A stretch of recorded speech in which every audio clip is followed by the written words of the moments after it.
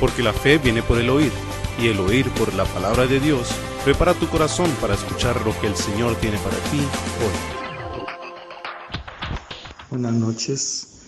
De nuevo es una bendición poder compartir la palabra de Dios con usted esta noche. Le invito a que disponga su corazón a lo que el Señor hoy quiere enseñarnos. Y para hacerlo quiero que abra su Biblia, por favor, en el Salmo número 42. Salmo número 42. Tomaremos algunos textos de este Salmo para meditar en ellos y que el Espíritu Santo nos guíe en su palabra hoy, que abra los ojos de nuestro entendimiento y que el Señor, que conoce la necesidad de cada uno, envíe su palabra de acuerdo a esa necesidad espiritual y provea para esa necesidad en el nombre de Jesús. El Salmo inicia diciendo: como el ciervo brama por las corrientes de las aguas, así clama por ti, oh Dios, el alma mía. Mi alma tiene sed de Dios, del Dios vivo. ¿Cuándo vendré y me presentaré delante de Dios? Fueron mis lágrimas mi pan de día y de noche, mientras me dicen todos los días: ¿dónde está tu Dios? Este salmo fue escrito por los hijos de Coré. No es un salmo del rey David, sino de los hijos de Coré. Y este salmo lo inician con una ilustración y toman al siervo para esta ilustración. Un siervo afligido por la sed. Quizá la sed vino de alguna sequía o de alguna persecución. De cualquier forma, el siervo anhelaba y necesitaba agua. De la misma manera, el alma del salmista anhelaba y necesitaba a Dios. No buscó la comodidad ni codició el honor, sino que su necesidad era disfrutar la comunión con Dios. Era una necesidad urgente para su alma. Y no solamente era una necesidad urgente, sino que fue como la necesidad más dulce, una necesidad como el agua lo era para el siervo. Dice: mi alma tiene sed de Dios, del Dios vivo. El salmista no tenía sed por agua, sino de Dios. El beber y el tener sed son ilustraciones comunes de la necesidad espiritual del hombre y de la provisión de Dios. Aquí el énfasis está en la desesperación de la necesidad. Uno podría pasar muchos días sin comida, pero la sed muestra una necesidad mucho más urgente, que es más que el tener hambre. El hambre la podemos mitigar, pero la sed es horrible, es insaciable, incluso mortal. El salmista dice: mi sed es no una sed nacida en mi necesidad de consumir agua para satisfacer esa sed física, sino que mi sed es de Dios. No solamente por el templo y las ordenanzas, no solamente por una cuestión religiosa, sino por el compañerismo con Dios mismo.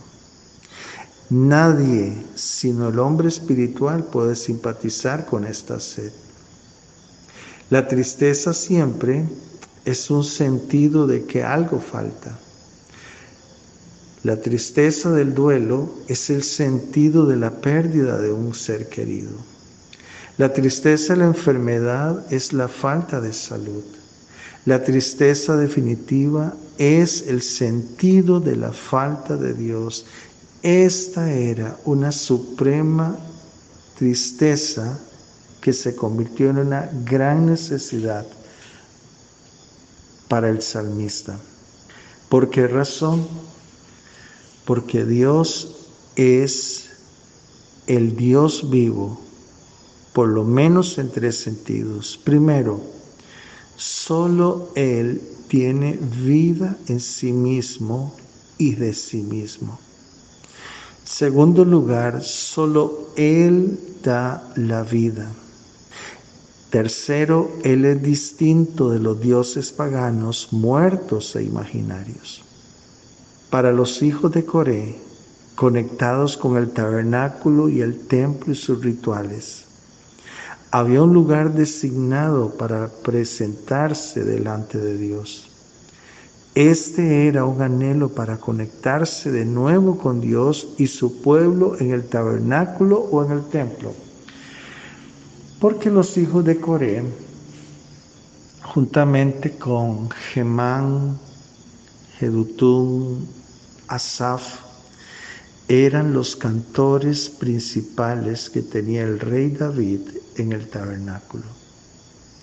De modo que ellos estaban familiarizados con lo que era la adoración a Dios. Ellos estaban familiarizados con la presencia de Dios en el tabernáculo. Entonces, al escribir este salmo, la idea es cuando no estamos en la presencia de Dios, cuando no estamos ministrando la presencia de Dios en el tabernáculo, cuando son los de Hemán, los de Asaf, los de Jedutún, los que están en turno para adorar a Dios en el tabernáculo, y nosotros estamos fuera de ese turno, nuestra necesidad de Dios conmueve nuestra alma como el ciervo clama por agua. Así deseamos nuevamente estar en la presencia de Dios adorando. En otras palabras, la adoración a Dios, el culto al Señor, la alabanza al Señor se ha convertido en una gran necesidad para nosotros. Y cuando no estamos en su presencia adorando, esa necesidad de adoración, de exaltación a Dios, se convierte en nosotros en una sed desesperada. Entonces ellos hacen la pregunta: ¿cuándo vendré y me presentaré delante de Dios? Ellos adoraban en aquella época por turnos. Repito, cuando no les tocaba el turno a ellos, entonces la necesidad de estar en la presencia de Dios adorando se volvía para ellos como una sed insaciable. ¿Qué dirían ellos hoy de la adoración, comillas, de la alabanza, comillas, que el pueblo de Dios hoy presenta cuando nos congregamos? Es para nosotros una necesidad el adorar a Dios junto con el cuerpo de Cristo, en la congregación, en la comunidad, en la iglesia. Es para nosotros una necesidad tan desesperada como una sed que no se ha podido saciar. ¿Qué tipo de adoración presentamos al Señor cuando nos reunimos? ¿Nace esa adoración, nace esa alabanza de una relación con Él? ¿O simplemente estamos repitiendo las canciones que están sonando en ese momento, pero nuestra mente y nuestro corazón están en otro lugar totalmente? Quizás entonamos canciones porque la música es una música agradable o melodiosa, pero no nacen de un corazón que tiene una gran necesidad de intimar con Dios, de adorar a Dios, porque quizás carecemos de ese conocimiento, de esa experiencia, de la presencia de Dios real en nuestra vida. Ellos preguntan: ¿cuándo vendré y me presentaré? Quizás contaban los días, contaban las horas para regresar nuevamente al tabernáculo y unirse al pueblo, a los demás sacerdotes en adoración a Dios. El estar en la reunión, el congregarse, en el adorar al Señor, era una gran necesidad para ellos. Ellos dicen: ¿cuándo vendré y me presentaré delante de Dios? En el lugar de su especial presencia y adoración. No es que no crea en que Dios esté en todos lados o que Dios no estaba con ellos. Después de todo, Él está orando a Dios en los salmos. Pero al estar su ser lejos de la casa, le ha desanimado y su estado le ha causado que sienta que Dios está ausente. Un hombre inicuo nunca podrá decir con seguridad: ¿cuándo vendré y me presentaré delante de Dios? No puede hacerlo. Esta pregunta nace de una persona que anhela tener comunión con Dios y anhela adorarle, como le citó Jesús a la mujer samaritana, en espíritu y en verdad. Sigue diciendo el salmista: fueron mis lágrimas, mi pan de día y de noche. Estas lágrimas que quizás puedan ser entendidas en al menos dos maneras. Primero, estas demuestran el dolor provocado por el anhelo del salmista. En segundo lugar, mostraban la aflicción del salmista sobre la distancia percibida de Dios. Uno o ambas de estas podrían ser el caso. Sin embargo, la necesidad era claramente profunda y grande. La otra cosa mejor de vivir en la luz del amor del Señor es anhelar cada día estar allí. Posiblemente sus lágrimas y aflicción se llevaron el apetito y fueron sustituidas para él en lugar de la comida. Sigue diciendo el texto: mientras me dicen todos los días, ¿dónde está tu Dios? Para hacer peor el problema, era acompañado por aquellos que querían desanimar al salmista. Querían hacerles sentir que en ese momento de necesidad Dios no podía ser hallado en ningún lugar. Le preguntaban: ¿dónde está tu Dios? Me acuerdo de estas cosas, versículo 4. Me acuerdo de estas cosas y derramo mi alma dentro de mí. De cómo yo fui con la multitud y la conduje hasta la casa de Dios entre voces de alegría y de alabanza del pueblo en fiesta. El recuerdo de momentos felices hicieron que el salmista estuviera aún más triste. Él pensó en los tiempos de aquella gozosa adoración en la casa de Dios y se sintió tan distante de esos días. Él dice: derramo mi alma. En otras palabras, mi alma está disuelta, se hace débil como el agua cuando reflexiono en lo que he tenido y en lo que ahora no tengo. Derramo mi alma dentro de mí. En otras palabras, en mi propio seno. No abiertamente, para que mis enemigos no lo vuelvan en un asunto de regocijo o insulto hacia mí. Él especialmente recordó los buenos tiempos de las fiestas que estaban marcadas en el calendario judío. Él pensó en el pueblo y en el regocijo. Por eso dice: entre las voces de alegría y alabanza que marcaron las fiestas en aquella época, las fiestas de la Pascua, Pentecostés, Tabernáculo, etc. Entonces, en el versículo 5, él habla a su propia alma y le dice: alma mía, ¿por qué te abates? ¿Por qué te turbas dentro de mí? Espera en Dios, porque aún he de alabarle, salvación mía y Dios mío.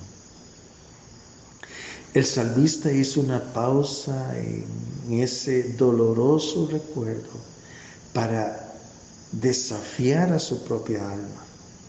Él no se rindió a sus sentimientos de depresión y desaliento. En lugar de eso, Él los desafió y los trajo delante de Dios. Le dice a los abatidos y a los que tienen sentimientos turbados: espera en Dios. Él pasará de nuevo, porque ya lo ha hecho en otras ocasiones. Esta era una larga manera de rendirse, el cual a menudo atrapa a la persona que está desalentada o que está deprimida espiritualmente. El salmista no dijo: mi alma está abatida y así es como es. No hay nada que pueda hacer al respecto. No. Él desafía a su propia alma, demandando que explicara la razón del por qué debería estar tan abatida. Habían razones válidas para el desaliento. Había muchas más razones, sin embargo, para esperar. ¿Por qué? Porque iba a llegar el momento en que nuevamente iba a presentarse delante del Señor para adorar en compañía de su pueblo. Quizás algunas cosas le molestaban. Quizá la distancia del hogar y de la casa de Dios, versículo 2 y versículo 6. Quizá las burlas de los incrédulos, Él lo menciona en el versículo 3 y en el versículo 10. Quizás los recuerdos de mejores días, y lo menciona en el versículo 4. La ausencia de emociones espirituales, lo menciona en el versículo número 4 también. Quizás las abrumadoras pruebas de la vida, lo menciona en el versículo 7. Y quizás la aparente lenta respuesta de Dios, y Él lo menciona en el versículo 9.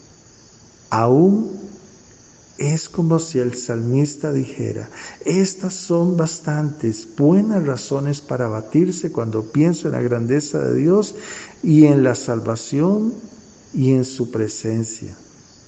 Sin embargo, Él vuelve a su alma y le dice: ¿por qué estás abatida? ¿Qué cuestión tienes que te hace estar inquieta, alma mía? ¿Por qué razón? Espera en Dios, porque aún he de alabarle. En otras palabras, la vida no ha terminado. Tendré oportunidad nuevamente para presentarme delante de Dios y adorarlo. Mi alma anhela ese momento, aunque esté deprimida, pero mi alma anhela estar en la presencia de Dios. Por eso le dice: alma mía, espera en Dios, porque aún he de alabarle. En su desaliento, el salmista habló consigo mismo y quizás hasta se predicó a sí mismo. Él no se sintió lleno con alabanza quizás en ese momento, pero tenía la confianza de que Él realizó lo que pudo para dirigir su espera en Dios. Y esa bendición podría hacerlo salir adelante. Quizás el alma de él no sentía alabar y bendecir a Dios en ese momento, pero le recuerda a su alma que Dios es digno de ser alabado en cualquier circunstancia. Y dice el texto: salvación mía y Dios mío. El salmista sabía buscar la salvación de Dios en su presencia. Esto es, buscar el rostro del Señor. Él encontró un mejor lugar al desafiar su sentido de desánimo y buscar a Dios. el buscar la salvación de Dios en su presencia. El salmista entendió que la respuesta no estaba en sí mismo, sino en el Dios vivo. Versículo número 6. Dios mío, mi alma está abatida en mí. Me acordaré por tanto de ti en la tierra del Jordán y de los hermonitas desde el monte de Mizar. Él le dice al Señor que su alma está abatida. Es honesto, es sincero. No trata de ocultar el cómo se siente, ni tampoco trata de huir de Dios, sino que Él abre su corazón y le dice cómo se siente. ¿Por qué razón? Al conocer a Dios, Él sabe que Dios es un Dios compasivo y misericordioso, que Él entiende de qué estamos hechos como seres humanos, que pasamos por momentos de alegría, de tristeza, de gozo, de incertidumbres.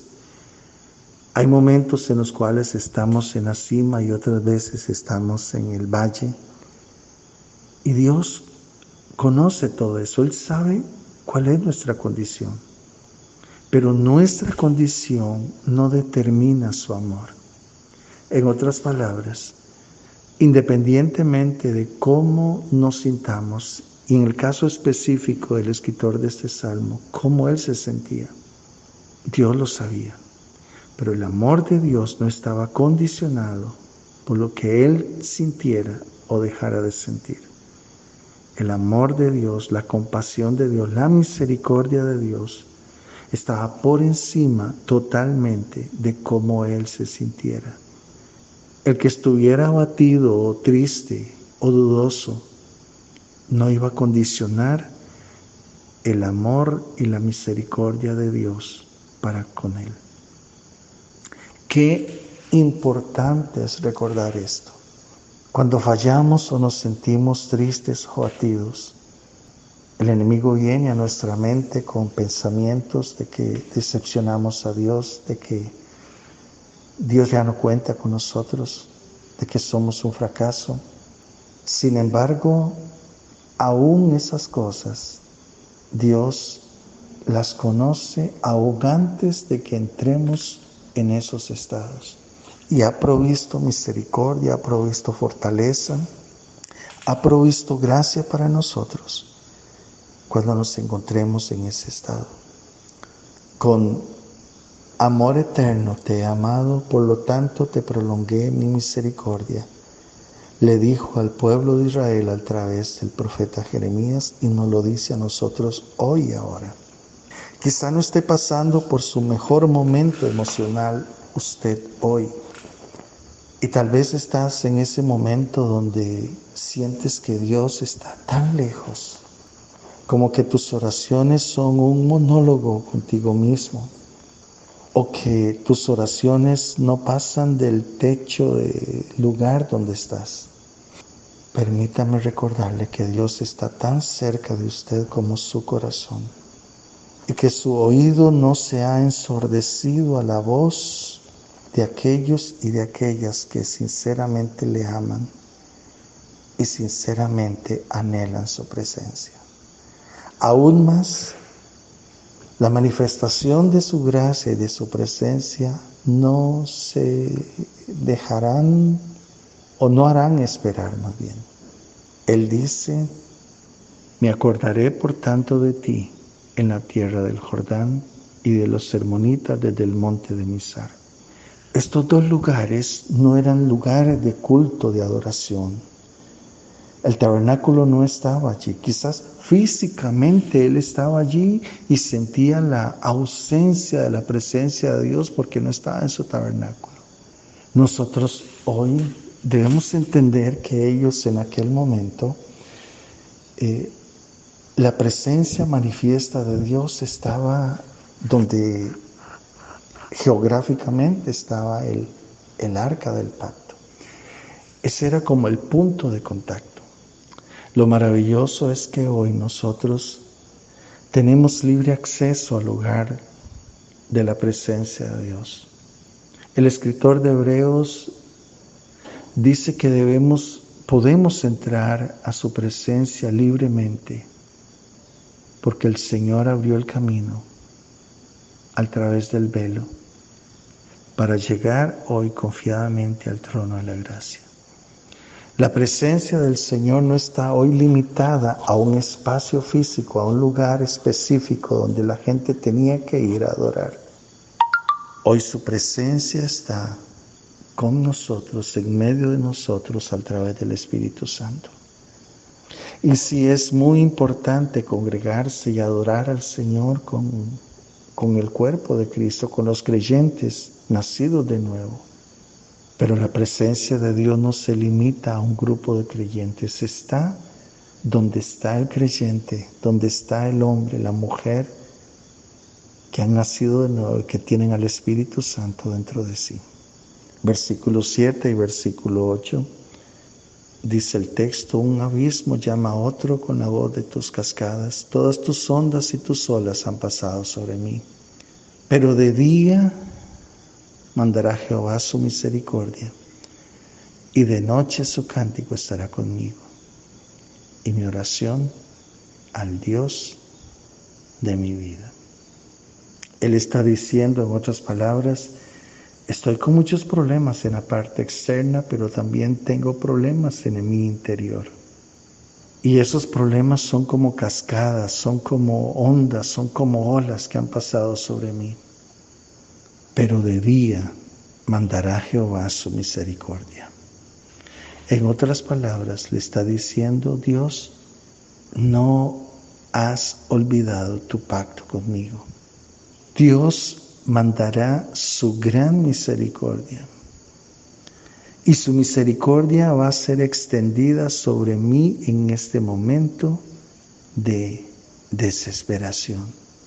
Pero de día mandará Jehová su misericordia, y de noche su cántico estará conmigo. El salmista llegó a un lugar de mayor confianza, seguro en la bondad de Dios para él en el día o en la noche. En la noche más oscura, él tendría el consuelo de la gracia de Dios y de su cántico con él. Y dice: y mi oración al Dios de mi vida. Esta es otra declaración de confianza. El canto de parte de Dios será una oración, pero no para el Dios de la muerte, sino para el Dios de mi vida.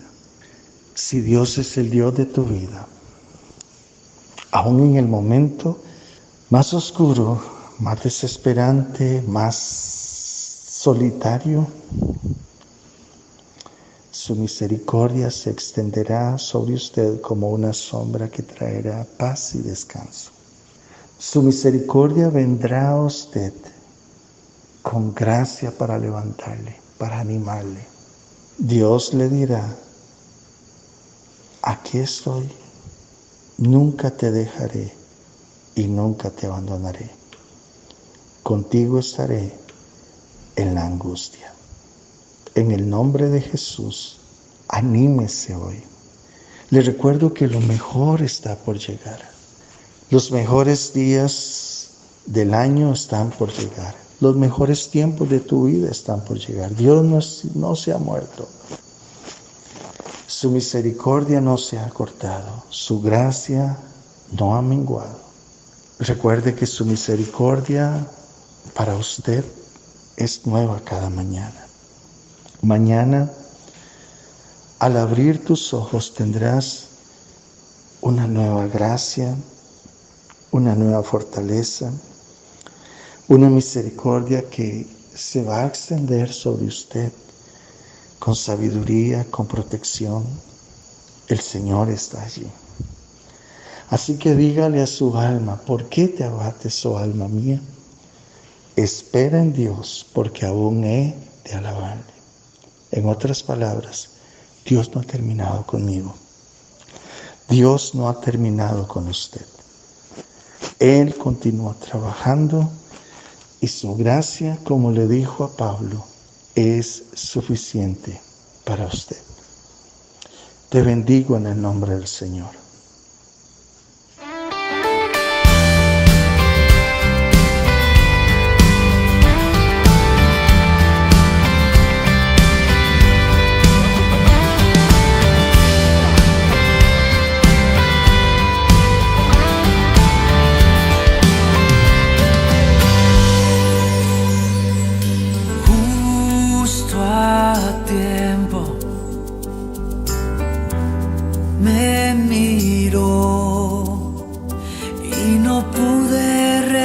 resistir tanta gracia sobre mí. Justo a tiempo me mostró sobre toda imperfección, ha vencido tu amor. En mi debilidad me fortaleces, tu espíritu y verdad me sostienen, sí, me sostienen. Tu gracia es suficiente, tu amor siempre permanece. Tu gracia es suficiente, tu amor siempre permanece, oh Cristo.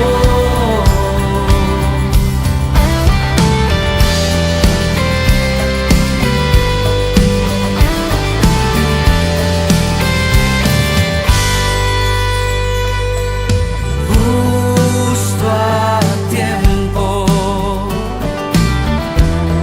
me miró y no pude resistir tanta gracia sobre mí. Justo a tiempo me mostró sobre toda imperfección, ha vencido su amor. En mi debilidad me fortaleces, tu espíritu y verdad me sostiene. Sí, me sostiene, me sostiene.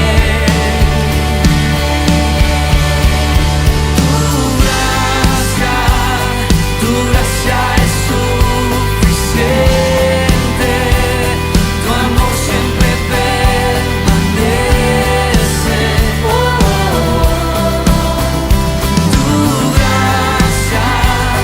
Tu gracia es suficiente, tu amor siempre permanece, oh Cristo.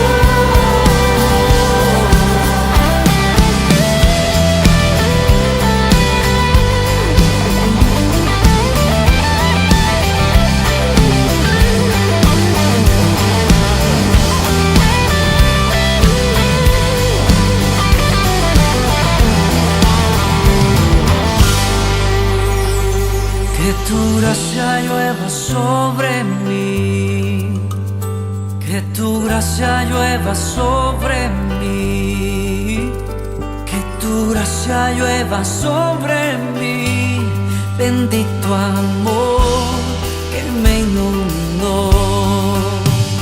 Que tu gracia llueva sobre mí, oh.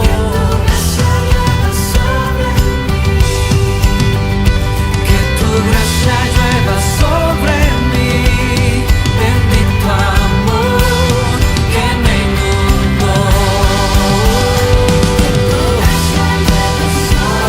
Sobre mí,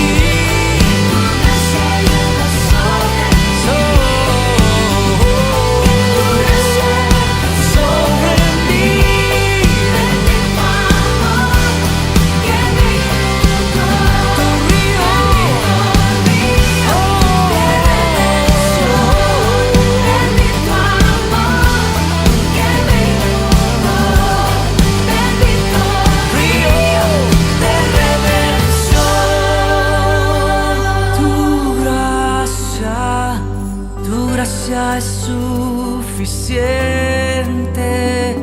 tu amor siempre permanece.